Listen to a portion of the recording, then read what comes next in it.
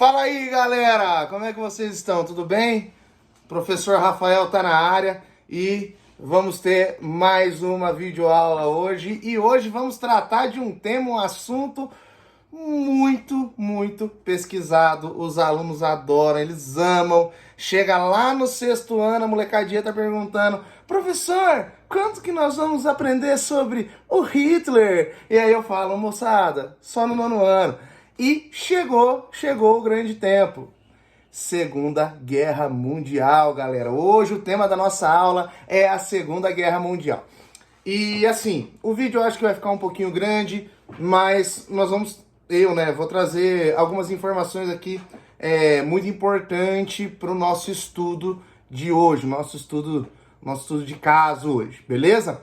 Pessoal, para a gente poder entender a Segunda Guerra Mundial, é claro que nós precisamos trazer à tona outros eventos que aconteceram durante o período histórico, assim, de mais ou menos uns 60, 70 anos para antes da Segunda Guerra Mundial, tá? Quando nós vamos estudar a história, nós vamos ver que a história ela nada mais é do que uma sucessão de fatos. E se a história é uma sucessão de fatos, nada mais justo do que estudarmos outras coisas que aconteceram antes. E nós vamos ter 3 fatos importantíssimos na história da humanidade que vai acabar levando a essa questão da Segunda Guerra Mundial. O primeiro evento de todos, nós vamos ter aí um grande conflito que nós vamos ter a partir da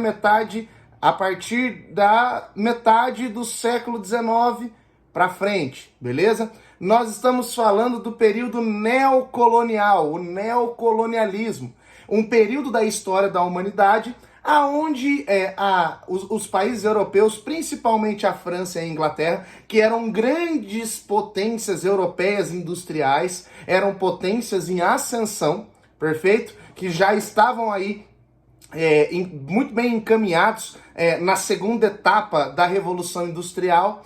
Eles vão começar a dividir países africanos e países asiáticos em colônias, digamos assim, né? É por isso que nós costumamos chamar na história o termo neocolonial, ou seja, seria um novo modelo de colonizar, ok? Nós vamos observar que o objetivo desse neocolonialismo, rapidamente falando, o objetivo dele é extrair matérias-primas, ok? Matérias-primas diversas, desde carvão mineral a metais preciosos também. E nós vamos observar que esse mundo capitalista que está surgindo, ele está em busca, a partir de agora, de novos mercados consumidores. Então, e é muito interessante, porque a gente começa a observar o jeito que é feito o neocolonialismo, a gente começa a entender como o nosso mundo capitalista ele reage hoje, né? É só você pegar os países periféricos hoje, países onde existem condições de subdesenvolvimento, são países que têm muito consumo tecnológico capitalista, né? Mas isso é um assunto para uma próxima aula. Nós vamos observar então que nesse período neocolonial surge aí então 2 grandes potências, Inglaterra e França, perfeito? E essas 2 grandes potências europeias, elas não querem permitir a ascensão de uma terceira grande potência europeia industrial. Nós estamos falando de um país que havia recém-unificado seu território. Nós estamos falando da Alemanha, perfeito? Nós vamos observar que a Alemanha, ela sempre foi uma sombra no processo industrial da disputa capitalista da Inglaterra e da França, perfeito? Nós vamos observar que na estrutura do neocolonialismo nós vamos ter uma confederação chamada Conferência de Berlim, e pasmem vocês, a divisão territorial africana e asiática para a posse dos países europeus acontece na capital alemã, e os próprios alemães e os próprios italianos eles acabam ficando a par, digamos assim. Eles não pegaram grandes posses, não pegaram grandes terras, digamos assim, nesse processo divisório. quem pegou a maioria, a maior parte, a maior fatia de bolo, digamos assim, vai ser os ingleses e os franceses. Isso já começa a fazer surgir um sentimento de revolta, um sentimento aonde existe declaradamente uma ideia de não querer ajudar o desenvolvimento alemão, perfeito? Esse é um primeiro fato, esse é um grande e importante fato da história da humanidade. Nós vamos ver que esse fato ele acaba sendo muito importante para o processo da Primeira Guerra Mundial, né?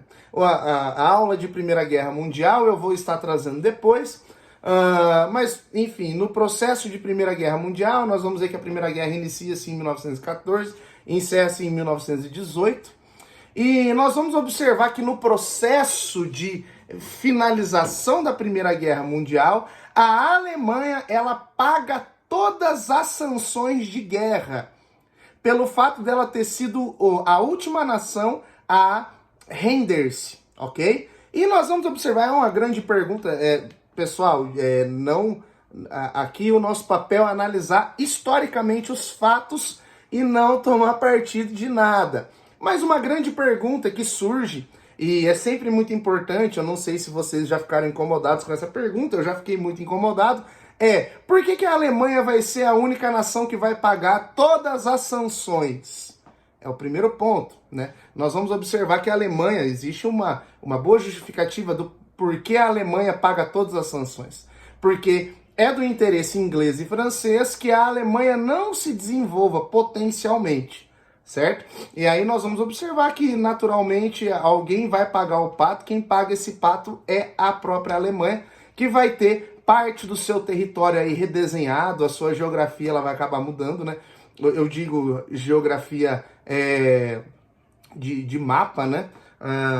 Os seus territórios eles vão ser alterados, nós vamos ter uma série de mudanças territoriais na própria Europa e tudo mais, certo? Nós vamos observar também que foi um tratado muito humilhante para a Alemanha, né? O Tratado de Versalhes, aonde esse tratado ele vai assim, digamos que usurpar os direitos alemães, perfeito?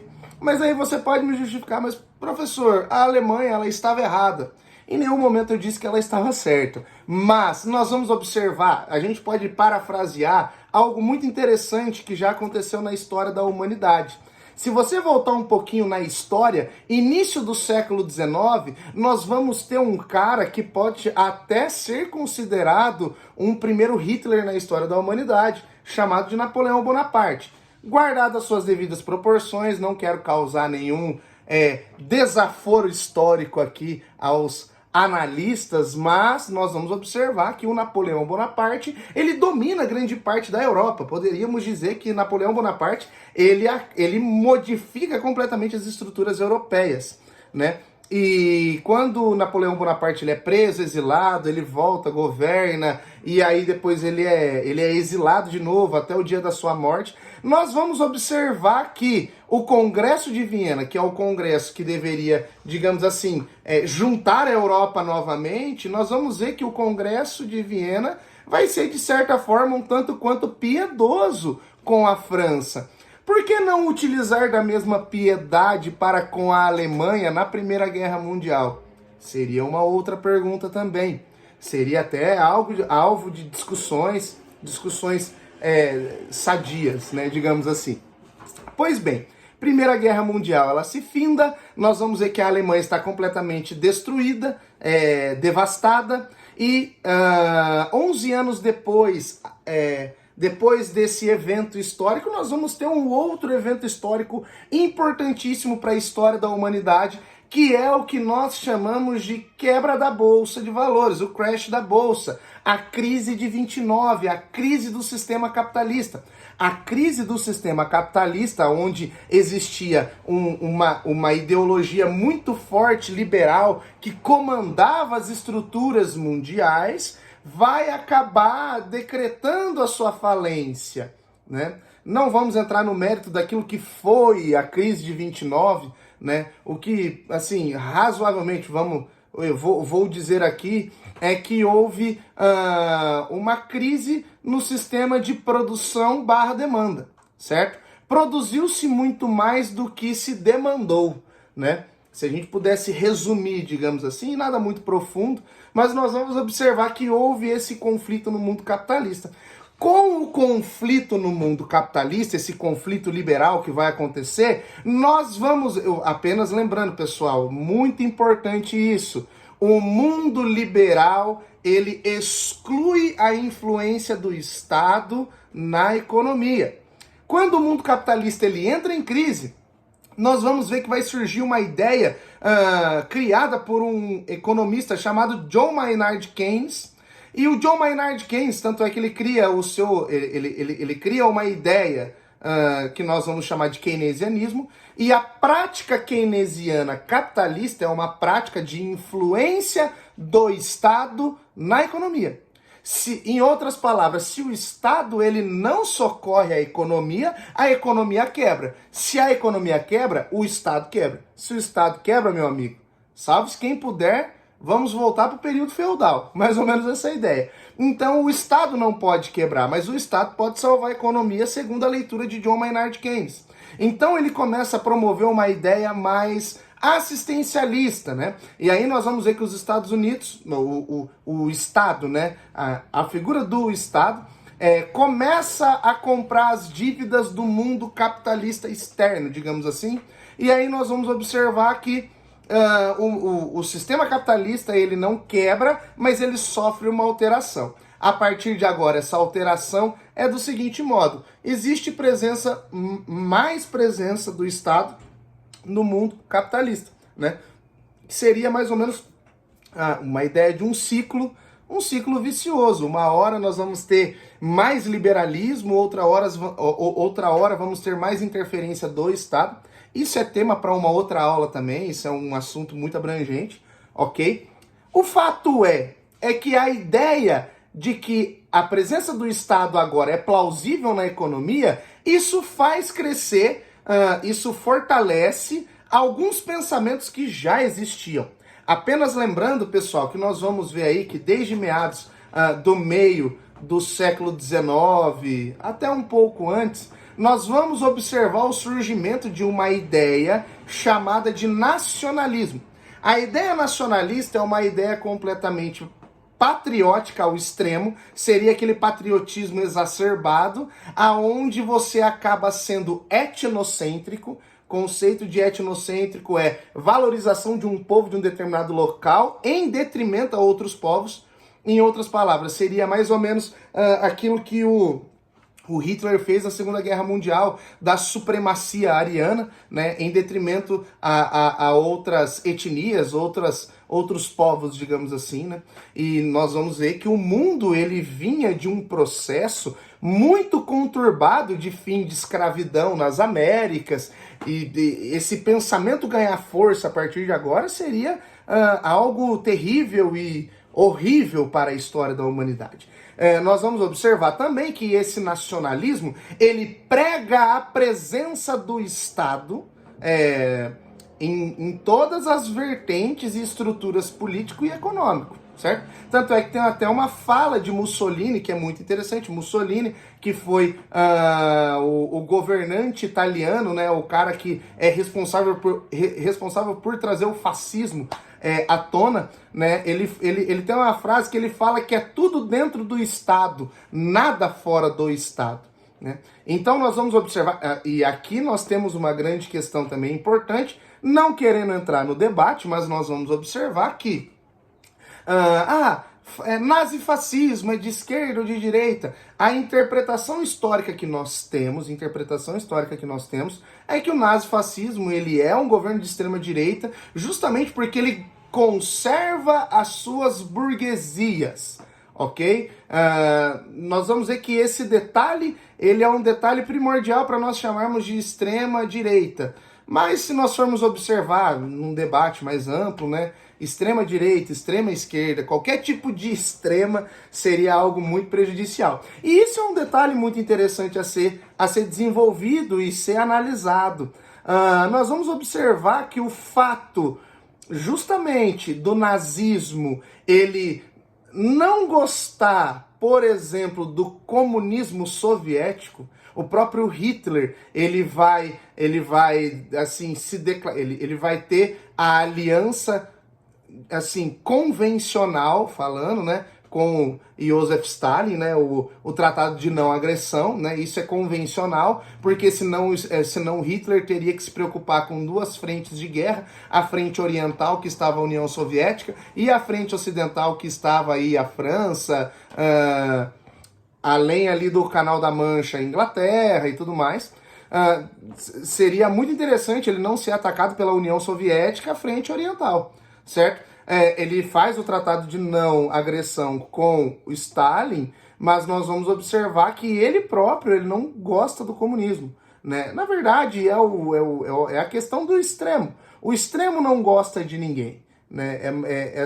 Eu acho que é uma definição simplista, mas é algo muito sincero, né? O Hitler não gostava do comunismo, né? Então nós vamos observar que o mundo começa a olhar para o nazismo com bons olhos. Por quê? Se combate o comunismo, quer dizer que é bom. E esse é um dos maiores perigos que nós vamos ter na história da nossa humanidade. Não estou defendendo, estou fazendo apenas uma análise histórica pontual.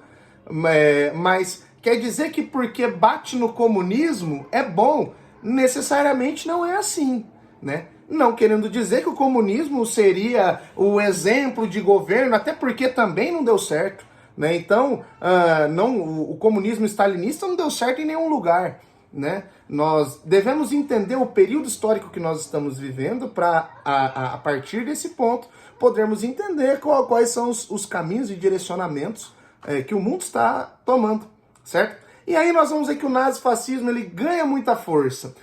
O nazifascismo ganhando força, nós vamos observar que Hitler já tinha todo um plano preparado para que ele pudesse invadir a França e, consequentemente, pudesse promover toda uma dominação frente à Europa. Claro que Hitler ele tinha um sabor especial em relação à França, justamente por causa do Tratado de Versalhes, aquele mesmo tratado que foi assinado ao final da Primeira Guerra Mundial, que fez com que os alemães eles fossem completamente jogados ladeira abaixo em uma humilhação sem precedentes, ok? Esses são os antecedentes, os antecedentes e fatores que nós podemos analisar dentro da Segunda Guerra Mundial. Ok, pessoal? Daqui a alguns dias eu vou soltar mais um vídeo falando do processo de guerra, como que foi o processo de guerra, como que foi a entrada dos Estados Unidos e da União Soviética, ok? Não quero abordar esse assunto de maneira muito rápida, porque esse assunto é de interesse quase que geral. Ok, pessoal? Muito obrigado, espero que você tenha gostado desse vídeo. Se você gostou desse vídeo, curte o vídeo aqui embaixo, se inscreve no canal, ativa o sininho para as novas notificações. Se você não me segue no Instagram, me siga, @Prof. Rafa Bufalieri. E tamo junto, galera. Muito obrigado e tenham um bom dia.